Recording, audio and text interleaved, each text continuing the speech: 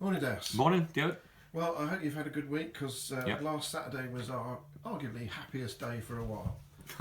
For 2 months, innit? Yeah. No, the lads played well. It's all down to the players. They've done well. They battled hard. They got in people's faces. We're back to being non-league, part-time working, up against the odds, playing against an ex-league club again, and a good club, well-run club. So I was just pleased with the application of the players. They've done ever so well. But we'll, as a management team, you get a few things right, wrong, but it's down to the players really. The players are the one who pull out the bag, so fair play to them.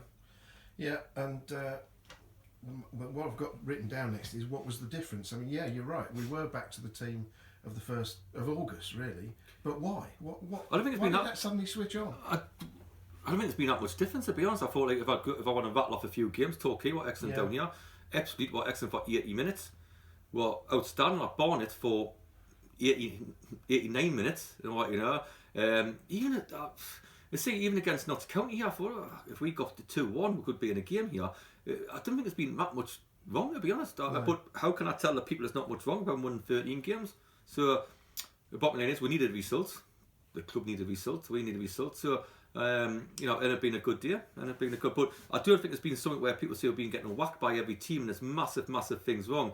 I do genuinely think the supporters believe that as well, that we weren't doing that bad. It was just that we just need to get a result, and fair play to the lads for getting one. Yeah. Well, what do you think contributed most? Was it shape or personnel or combination? Everything. You see, when you lose a game, you blame everybody because everybody's got an opinion in him. Yeah. Everybody says that's wrong. 4-4-2 should have went. Tops through the middle should have done that. When you win a game, you sort of try to go too deep into it. So this is one of them. We've won it because we're a better side on the day. Just like I think we've been a better side on a few occasions when we've got results. And it's been a great day. Like even after getting beat 4-0, the chairman was good. I've got to admit the board of directors have been very good. The chairman come to see us on the Wednesday and sat there and said, "What can she do to help?"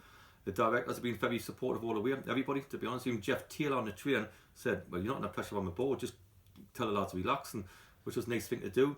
And Sam Loxton's young and Henry, he won the prize, didn't he? £300. You give it half to the poppy appeal, which was a nice thing to do. Yeah. And you know, £100, which Sam got, went on the booze for the players on the way back. So everybody won, really. So I thought it was a good deal around. Yeah, it was. And as you say, a splendid trip back. We'll come to that in a moment.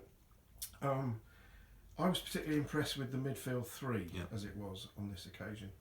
And I think the foundation of the win was there. Would that be a fair summary? We went a different way. Instead of having the two sitting, we went one sitting, two in people's faces. We wanted to do that to try, because we wanted to try to win a few balls off the front end rather than the back end. I think you've got to change tact every now and again, and that's what we're done. And they say three midfielders were excellent. I thought Kane was the best out of the three, to be honest. Thought him and Josh Casey were absolutely outstanding. And obviously, but there's a lot of good performances out there. There's not many people didn't. So, but I agree. I thought we were excellent. And let's see. But again, I keep going back, and people might disagree. I think we've had some good performances in the last couple of months, but you've got to get results. And the only difference is we've got one. Yeah. Hopefully that'll be a sounding block to go again. That's what we've got to do. Got to win matches, David. Of course, I completely agree. I mean, Kane won man of the match for the previous game, and yet he was up a level and a half on Saturday. And getting man of the match when we lost against 4-0. I think the referee was better than anyone that I got. You know what I mean? The referees, but it's I thought Kane was excellent. I thought him and Josh Casey were absolutely outstanding, and but fair play to him. But Kane, he would have deserved his man of the match last Saturday. That's for certain. And a word I think it'd be fair to mention Sean Donnellan, who's been in and out a little bit. I thought he was pretty damn good on Saturday as well. Done all right. He done well. He's he does things the right way. He gets really upset when he's not playing. Yeah. He comes, he travelled an hour and a half. The other day, come and see us in the office and had it out with us. Really, me and Ian was sitting here and he give as good as he got. I like that. I like a bit of guts, because some people tell other people they should be playing, and some people try to find a friend and tell them if they should be playing, or tell a family member. He's done it man to man. Him great, like Heidi done a few weeks ago. I prefer that, because I've never been a manager who worries too much beforehand about telling a player why he shouldn't be playing, because I don't know if I'm right or wrong till afterwards. So if I was right this time on the team, if I'm wrong, they can come say I'm wrong, and I might agree with them. Yeah. And two small elements of controversy about the game on Saturday. Firstly, who did score the goals? Has anybody decided yet? Well, I thought... Well, apart from Heidi, he's decided. Oh, Heidi's decided, because Heidi wasn't that bothered, was he? Matt Winter, I reckon that his master's sitting there. He reckons that Heidi scored 1. This third one was a known goal. The other one was top. So Heidi's went to 1 to 3. Apparently, by all accounts, Heidi's got a hat trick. But I'm glad he wasn't bothered about it because he's rang up the FA, he's rang up Jeff Chappell, he's rang up everybody. He's actually rang up Sky News. He's rang up. So good job, Heidi isn't what. So Heidi it is. But didn't take away from how excellent Tops was by him. He was absolutely, and he's been outstanding all season. But fair play to Heidi. He wants to claim goals on his. That's fantastic, and fair play to lad. Yeah. But I do, if anybody was there, I don't think there's too many complaints. So, no. It was a bit of fun, really. Yeah. The second element of slight controversy: no subs, 90 minutes with the same 11. I had to couldn't make one. Like Pocker was upset, I think, a little bit, and he's been excellent in training this week, and I'm looking forward to seeing him play tomorrow. We've had him ready to come on, off. We thought change the shape would change something. Even when he scored, we thought, well, Sean was timing a bit, but we needed his height because it was going to be a bomb for 5 minutes. It was only 85 minutes were excellent. We just one mistake, added another one, and we had a bit of a panic because we haven't won for blinking 26 games.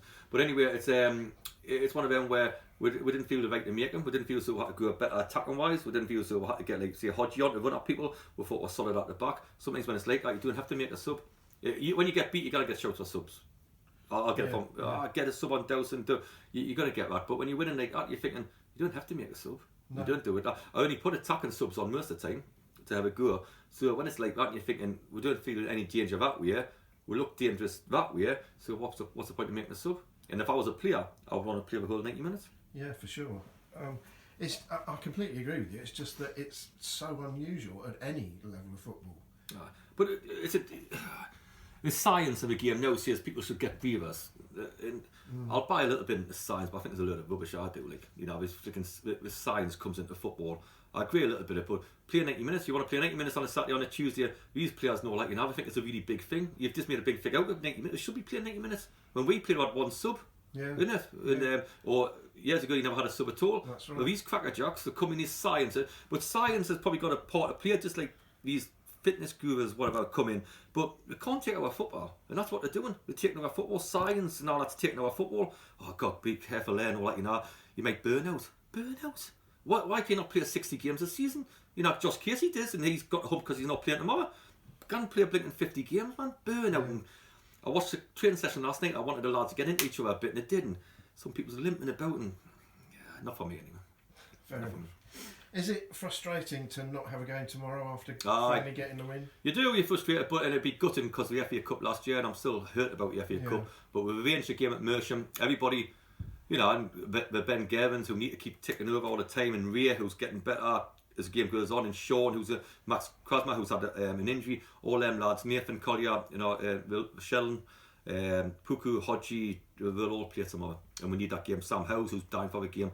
So we need to give it tomorrow. So I'm pleased we've got a friendly at Mersham. Looking forward to seeing them on a decent pitch, and I'm glad we've got a game. But yes, of course I would like a game. But we're doing homework on Halifax at the minute, and looking forward to that one.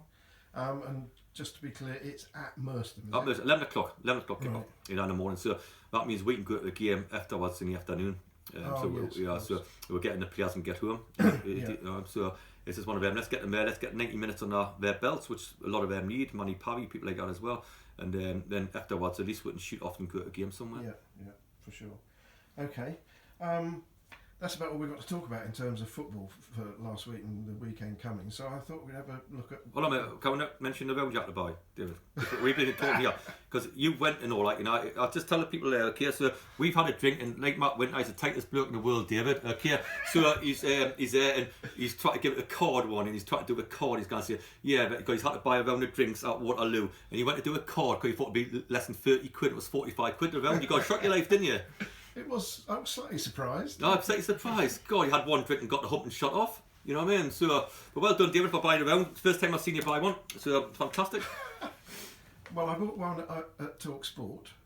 So yeah, that was for nothing, David. That was nothing. That was a freebie. I didn't have one and disappear. I had two, so that wasn't true either. I know, but you usually get a round off me a day or something like that, then you shoot off. And lastly, you said I had to buy a round. I had to fight you for buying that round because you were stood there with cash in hand, desperately trying to buy the round, but I insisted. I know, but I tried to just block it because I know how much you hate it, to be honest. So it's, I was just trying to look after you, to be honest. Fair enough. Okay. mentioning TalkSport, we were there. We had a long chat with Neil Smith afterwards. Brilliant. And one of the things, he's fantastic lad. One of the things he said was that in all his time as manager, he's never had a goalkeeper on the bench. Oh, that's sweet. I wonder what your views on that one. We feel we still need one. One, I think it helps with the mindset of keepers. Because if you're a goalkeeper in the goal and you think as though you haven't got anybody out there, I think you're a bit wary. I think it's important always where I always like to keep on the bench. I've done it once or twice, but I've always like to keep on the bench just in case something goes wrong, somebody gets injured. A player to say, well, but the risk is, I know he's only done it once, but the player didn't at Yeovil and the keeper got sent off and the kid had and they lost 3-1. If you lose a game because of that, I know it's gambles and risks and all that, but as long as you've got somebody who can defend in the subs bench and a couple of attackers who can go the other way and maybe he's a midfielder, I think in overdo the subs one, to be honest, I really do. And I disagree with 5 subs. Me, I think there should only be 2, me personally. But but nowadays, like I kept saying, oh, let's get these players off because they're tired and all that. But but I always like a goalkeeper on the bench. I think the whole thing about it is important. And you're right. They did lose at Yeovil, but he said that's the only time it's ever happened to him. It is, and in fact, he doesn't even have 2 goalkeepers in his squad. Oh, well, I always like it because goalkeepers, Sam House is breathing down Ross's neck. Ross has been excellent for us, but would he have been that good if we had nobody breathing down his neck? No, I get that. I think debatable. I think Sam's pushed them all away. Sam's ready to come in and Sam play games. In my opinion, it could be Ross injured or send off, or could be, it's not like a format at the minute because he's playing very well. But Sam will play it more. We'll look forward to seeing him play. But I've always liked 2 keepers who are pushing. I always have done.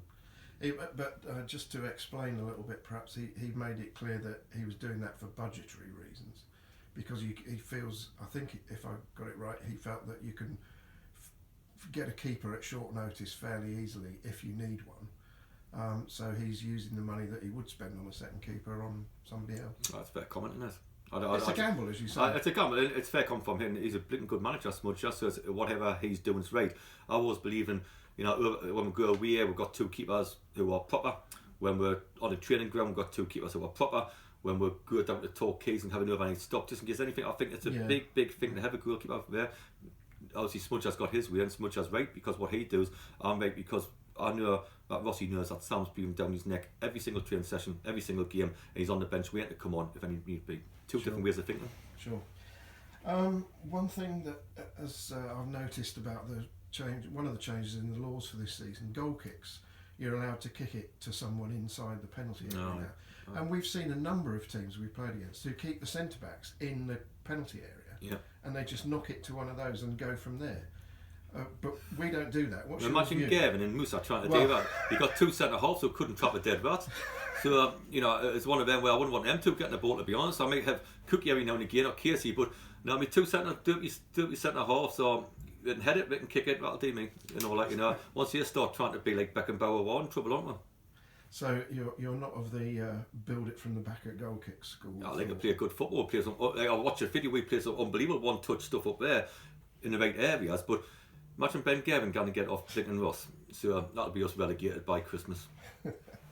I think quite some time ago now, before we did maybe after we did the very first one of these, you said to me that you had a really good Noel Blake story that you'd tell sometime, and we've never got round to that and never heard. I'll tell that at the end of the season. Okay. For important reasons, I think Neil might be coming to one of the games. All right. And I can tell it in front of him, so we can maybe do it because he's coming down. I think he's doing the thing going round, so he could be coming here, but it ended up being a bit of a scrap which I lost. And but I'll tell. I'll try to get Neil here to do it. Right? Okay. I'm not surprised if he lost a scrap with Noel Blake. All right, cheers to it. Well, he would be a bit bigger than you, I would think. Just a little bit. Couple of slightly more serious things. You've been to a funeral. John Babin, a teacher of mine, he got me to Millwall. I'll never forget what he'd done, and it was fantastic. I loved it. I travelled up there Sunday. I went to his funeral on Monday. I got a mention there. I saw my form teacher. It was lovely to meet her, who I haven't seen for. It's like being a teacher, and she was great with me. I haven't seen her for 20 years, 30 years, and great to bump into the other teachers who I played with football, Jeff Wilson, people like that, Mickey Thompson, all them lot. I saw it was fantastic. So one, I got some of the teachers' numbers, which is fantastic, and 2, for John, who'd done so much for me. I spoke to Gaza as well, which was great because John's widow was standing there with a phone, and I said, Gaza's on the phone, so you give it a big and do it. Hi Gaza, how you doing? And he said he'd come to the game, and he said he'll come see the lads hopefully you will do. And I texted him the next morning. He said, yeah, when I get time, I'll come pop and see everybody. I hope he did. It was lovely speaking to him. Spoke to Gaza for a long time as well. But I grew up with Gaza and everything else with Red Boys Club and Heathfield School and all that. So it was lovely to see my teacher who'd done so much for me as a young lad, and my form teacher and everybody else. And it was great to see everybody. Right. Really good. And I think that the teacher who sadly passed on wasn't he the one who wrote to you? Every club in the country. Yeah, and sent you a Christmas card every year. And he got the FA Cup run last year against Watford. He started getting in touch more and more then. And it was such a shame. I was devastated, to be honest. But I'll not forget what he done for me. Sure. And for a bloke when there was no mobile phones to write for every club in the country and help us out and got us into basketball and got us into football. I'll never forget what he done. And so where I am now in life, and it was Jeff Wilson who was there as well, and who I played for, and we won the English Cup. We did. And my form teacher and things. It was fantastic, Gian. It was fantastic. So, but he done wonders for me, so I'll never forget what he done. Great. And teachers are very special people. Teachers up north are very special people. Teachers down here, what do you used to teach? I used to teach in primary school, so I taught everything, all the subjects. But a breaker up north, not down here. Where did you teach? Where? In Guildford. That's what I mean. So we're not the breakers down there, to be honest. But okay. Right, you told me that you're doing a Santa run. I went up to hospice the other day, and I think it's on the 9th, Sunday the 9th, I think it is. It's a 2.5 mile run, but you got dressed as a Santa uniform. Yeah, so I've got to do a 2.5 mile, 3 mile. Great for the hospice. Next week we're going to the dinner at a hotel up the road there. I'm going to go for a dinner there, all for the hospice. It's fantastic stuff. And we're very keen to promote, we're very keen to help out. I spoke to Phil yesterday from there, and he said do a Santa run, and we've got the half marathon coming up. It's all the things you want to do. Brilliant. I'm going to finish off. I have mentioned this to you beforehand. In the programme, in our match day programme, there's a series of questions and answers, quickfire questions for the players. So I thought it'd be nice to ask you the same questions. Some of them are just straightforward factual ones. The first one is, where were you born? Gateshead. Surprise. Right. Do you know what hospital or anything? I was in the house. Okay. Like your mum's house, right. mum and dad's house. Right. And this one may be a bit obvious. I don't know. You might surprise us. What was your nickname at school? Obviously, Dowse. It's not a surprise. Dowse. We thought you might be called Big Al or something. No. Can you just ask the next question, please, David? Who was your first footballing hero? Gary Rowell. Played for Sunderland, centre forward. Love Gary Rowell. I love him. He used to score the goals for Sunderland. Right. Which team do you support? That's the one. Sunderland. Yeah. Still the biggest club in the country. Where did you start as a footballer? I think we probably know that as well, but go on. Red Boys Club. Is that what I mean? Or Millwall. Or when I went to Millwall, yes. I left at 15 because I think it's 2 short planks. So I left school at 15 and went down to Millwall through John Button. Yeah. What is your favourite holiday destination? Gateshead. Fair enough. The one that's what I took you. I took you Gateshead, didn't I? Yeah, you did. It was fabulous. Yeah. The one I'm reading here is Nathan Collier's, and his favourite holiday destination is Dubai. So a bit different. I haven't got the money what Nathan's got. And where did he start as a footballer? He's got Millwall as well, actually. No, but that was in Lincoln schoolboys, and would have played for under 12s. I played in the first team, dude. Of course. Who is the best player you have played with? If you're going to say a younger age, it's Gaza. But that's very young, but I was playing 2 years above. Just for one game, and my brother used to play with Gaza, but Teddy Shevin by a million miles. Yeah, I thought you'd say because I'm talking about when I was 10, 12 or something like that. But playing professional football, Teddy was the best. Right. I don't know if you'll have an answer for this, but we'll see. What was the last box set you watched?